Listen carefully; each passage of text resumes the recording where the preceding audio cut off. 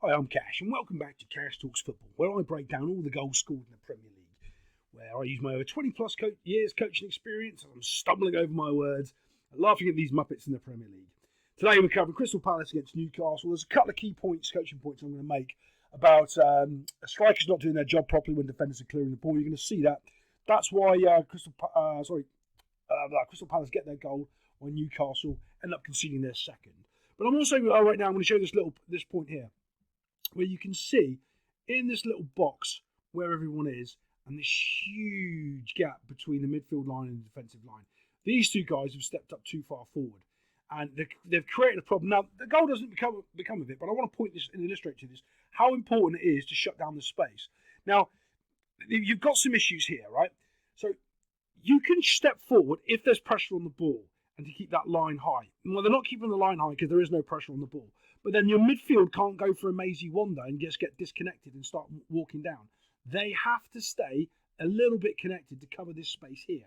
If they don't, what ends up happening is a little through pass like this, poof, and it breaks everybody. Do we see that? Not only that, you can see how poor Newcastle are right here and how big that gap is in the middle there. If they're a quality and they turn and play that ball and he can read it and he's running on, this is a goal. It's not because they're just not quite good enough to identify that. But that's what should have happened here from this scenario, because Newcastle are so flat and so high. Remember, flat doesn't necessarily mean they're in a straight line. It's a different terminology, and that's what people don't understand in football. Like, we're playing a flat back four, Cash, and we're all in this straight line. Yeah, but where's the straight line? Where's the point of it? Is the point from the corner? Is the point from the football? Is the point from sideline to sideline? So let me just articulate that. That would be sideline to sideline. That would be flat. Is the point from the corner? So then your line would be like that. Or is it from the ball? So your line would be like that. It's all different. So the line's flat, but it doesn't mean it's flat across the field. And that's where the lack of understanding of what's going on in football really comes from. That's flat, even though it's on a diagonal. It's just not good enough. They've all gone too far and opened up this big gap here. But let's just get on to one of the goals and let's show you that. Before we go on to the goals, there are a couple of other decisions I'm going to talk about. There are a few penalties in here. Now, there's so many problems with the modern game of football, and people are starting to realise how corrupt football is, which has always been corrupt, people. It's always been that way, just with VAR. And the point of VAR is like, okay, well, you can make a decision, but now you've got someone to say, no, that decision was right or wrong. In this scenario here, as we're watching this fall here, right, this ball comes through, bosh, and he's taking the player out. Is it really a penalty? Yeah, by the letter of the law. In this game, is it a penalty? Probably should have been a pen. Now, here's the interesting part. This isn't a pen, so then the ref later on doesn't give a pen. If he gives this one as a penalty, he gives the other one as a penalty. And people think, oh, that's wrong. It is, but that's football. If they're giving this, because honestly, this is still a cheap penalty. It is a foul, but it's still a cheap one. And he's running into traffic. He's not really going anywhere anyway. Look, the ball's already taken care of, but he's still fouled in the box. It should be a penalty. And the other one, yeah, it should be a penalty. Now, personally, if I'm refereeing the game, I am not giving that as a penalty or the other one. In the modern game, with all the VAR rules about making decisions right and wrong and making it fair for everybody, that should have been a penalty, but it's not. Okay, this goal is caused by bad forward play. You go, well, Cash, it doesn't make sense. Right, he's smashing the ball down the field, and his forward needs to be here to put any sort of challenge onto the defender to stop the ball coming. Right. So if you want to be a good striker, there's two ways of looking at it. If you look at the 18-yard box and you do that, right? You stay inside of that zone there all the way down the field, and you don't come out into these areas, right? That's if you're playing with, say, 3 up front, and you leave these areas out here for those other 3. And what you do as a striker, you're on one side or the other side, depending on where the ball is. As the ball would be on this side, as a striker, you would probably want to be right about there, but just a little bit further up the field, by about the halfway line. So if the ball gets knocked away like this, you're in a situation where you can challenge it. So what you're actually doing is when they're playing the ball along the back, you are jogging along. Let's just get rid of these lines and show you a little bit better. You're jogging along, mirroring the ball. So as the ball goes down here, you're doing the exact same thing up front and you're mirroring where the ball is. So if they smash it out, you're there to receive it. It's an easy out ball. It's basics, okay? Absolute basics. So when this ball gets knocked up in here, dosh, look where he is. So that means when this ball has gone all the way through the back line over here, he has stayed in the middle of the field there and done nothing. He hasn't tracked and followed the ball and been over here for an easy out. So when he's cleared the ball, the defender's assuming that his striker's going to be there to put pressure on and do it. He hasn't. And I like this guy. I think the striker, Isaac, I think is his name. I think he's quite decent. But he hasn't done that. Now, if it's not the case where they're playing with one up front and he's not supposed to be doing that, somebody else should have been over here to be able to play that ball. I don't think they're playing a 4-3-3. Oh, my apologies, they are. It's just absolutely terrible. And why it's also terrible is because you've got Newcastle United players over here as well. When that ball starts moving, you all start moving. And to have your Newcastle players over here means they ain't working hard enough. They need to be over here so this guy can't receive the ball. He's got acres of space and he can turn and hit them really because there's a little... I'll show you where the gap is, which has been created from the last attack. So as we know, because we all watch Cash and he's a brilliant.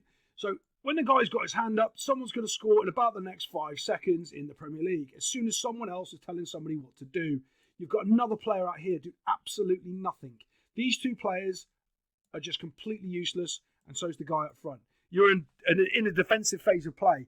Everybody needs to be doing their job defensively. You aren't doing a job defensively. And I love these morons that have never coached or played football saying, yeah, because there's a player over here and he's marking. Well, no, it doesn't matter. The ball's here.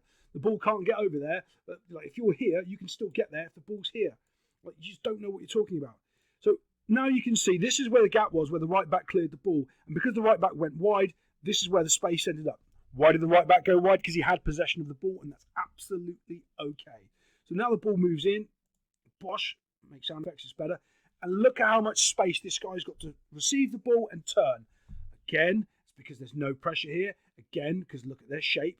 They've got a weird Funko Pop thing going on with a back four-ish and a 2-line midfield with another line here. Like it's awful team shape. Shape wins games. It really does. People say, oh, players win games. Yeah, they do. But you know what? If they're not all doing the right thing in the right shape, you're all in all sorts of troubles. And the reason why good players win games is because they identify gaps like this without even being told. They already know where it's going to be because they've played the game and they understand the game. Now you can see this guy's got to get back in. He's not sure what to do. I also want to show you this lack of understanding from this guy here. He doesn't know what he's doing. He thinks he's supposed to come in and cover here. But there's no one to cover. That's the player to cover. So what he needs to do is get touch tight to this player right here. That's his job, is this man right here. Because he's 1v1 there. This centre-back has gone for a Maisie because he should have been pressuring the ball. And because there's no midfielders pressuring the ball, you've got a centre-back stepping up. God knows why he is, but he is, and he's creating a problem. So you need to identify that problem and tuck in as quickly as you possibly can and cover that player to make sure that there is no danger. So when this ball's played here, Bosch, look, he's dominating with the run. You can see the space that's opened up there. So he thinks he's got to come and cover that space. He's also covering to cover that space there. The guy that was marking there, guess what he's doing? He's going with that runner to cover the space as well. The left back's too far out of position for this guy in the middle there. All he had to do is stay with his man. All this guy has to do is stay with the runner, and they cannot score. When the ball's played into his feet, look at what's happened. You've got the left back who's come in perfectly to try to create some pressure. Great. He's come in as well. But this guy has run past this player to cover the gap, and he's nowhere near him. Nowhere near him. And this guy, who dummied that he was going to cover that gap, is now back on the ball. So this guy wasn't quite sure what to do because does he go with the space or the player? Well, he doesn't need to cover the space because this guy's gone. But no, he's not. He's gone over here. And it's all left and right and not straight on.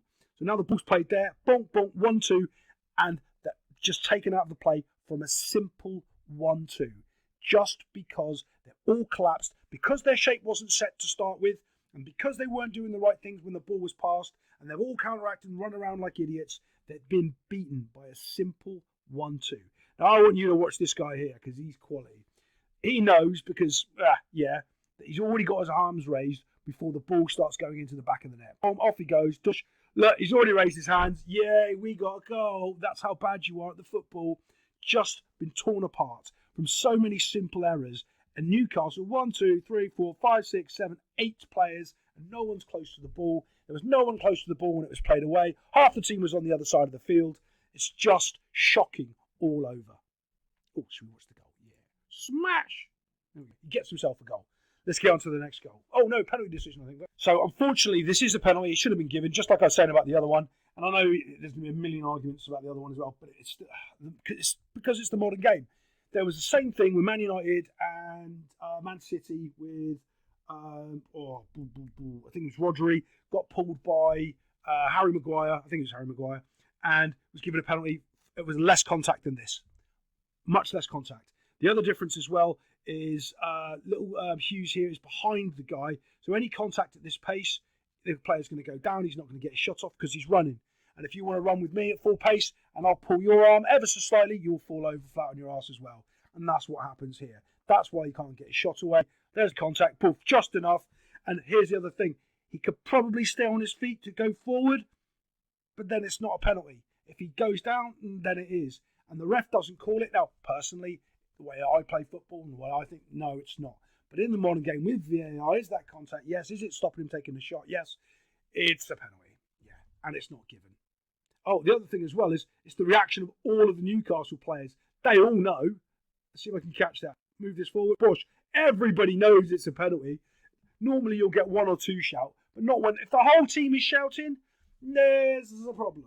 There's a bit of an issue there. Let's get on to the next goal. Okay, here we are again. Someone's got his hand up telling someone what to do in the Premier League. Can anyone guess what's going to happen in the next 5 seconds? Look at that drawing. Oh my God, my drawings are getting better. That's definitely seconds, not sex. Yeah. So here's the situation. I was teaching a left back from this a couple of years ago in a football club. I can't remember what level it was in the UK, what tier it was. And he was struggling because he was always isolated as a left back. And I just taught him how simple it is to defend against two people. And he just suddenly found out, oh my God, playing left back's really easy. Yeah, it is. You don't care about the ball in this situation. All you do is care about the space behind you. Right? That's all you're worried about. You are looking to drop, not slowly, as quickly, the same rate as these guys, but you still need to let these guys catch you. You can't drop too quick that you leave a space in front of you. You need to slowly drop as they're coming towards you, sort of get your pace just a little bit under theirs, so then you can't be beaten by two players. Because if they pass the ball, you're ready to intercept it, and if they don't pass the ball, you're ready to tackle because you can block off the passing lane. Right, as this ball goes forward here, though, watch what happens. Do you see as he's sidestepping, and he needs to be going a little bit more backwards? Okay, the reason he doesn't go sidestepping and he goes backwards is because, yes, he does shut off the middle of the field, but he also doesn't need to worry about shutting off the middle of the field because he has a player there that can do it for him. He needs to be shutting off the 1, 2. He needs to be shutting off exactly where he was and going this way to shut the pass off. He needs to cut the outside off, not the middle, because he can see a player's coming back from the middle and he's got a player in the middle. So he's not so worried about that. And the player for him to pass to isn't in the middle. He's over here on the outside. So that's where his first mistake is. He's taking those 2 steps to the wrong direction first. Now he's changed his body shape. It's too late. His body shape should have already been changed. He should have already been going this way. And there's extra. If he hadn't taken those 2 steps, he would have been right about there. And he would have been able to make that challenge. And more probably not, this guy wouldn't have passed the ball in the first place. Now this is even more shocking. It's the same player at Newcastle didn't track the runner last goal. Guess what he's not going to do with Hughes running in here? Not track the runner. So as this ball goes out wide here, Ponk goes out wide, completely leaves the guy. Now he's trying to do a 2v1 situation, which he shouldn't be doing. He should just be tracking the runner. You can see how much space he's got. This guy can't go. He needs to come over more. Don't know what you're doing, pal. Your defender's in trouble here. You need to come over and get closer and shut that gap. So this guy's not a problem. You get one in front, one behind, and you shut down this guy doing anything. Hasn't happened. He's got the ball. He can beat you around the outside, or he can split and pass it to this guy here, who can pass it into the net box. Options, options, options. Let's see what they do. I already know. I watched it before. Now you can see he's making that pass, and all he had to do was stay with the runner. 1v1 on the outside, 1v1 on the inside here, and there wouldn't be a problem. Still, these two have not got close enough to the striker here. That is criminal at this level of defending. Criminal. Yeah, you know what? He's acceptable because he needs to be really going for Hughes in front of him. That's where he really wants to be going, right? He wants to be going that place, and this guy needs to be defending the person in front of him who's there, and he is not close enough. So when this goes in, Dosh has a bit of a touch, and all he's doing is asking for it to knock it in. You know, oh, Cash, but he had a player on the outside. Yeah, the player who's on the outside is not as dangerous as the player stood in the middle of the goal. You get that, right? This guy here we're not really worried about because for him to get the ball, I have to go past him and you. So you want to be right on this guy. He's not. Goes in, Dosh, and taps it into the goal. It's that simple. Poor defending all over. Lack of effort for tracking runners. And that's why Newcastle are poor away from home. I'll see you next time on Cash Talks Football.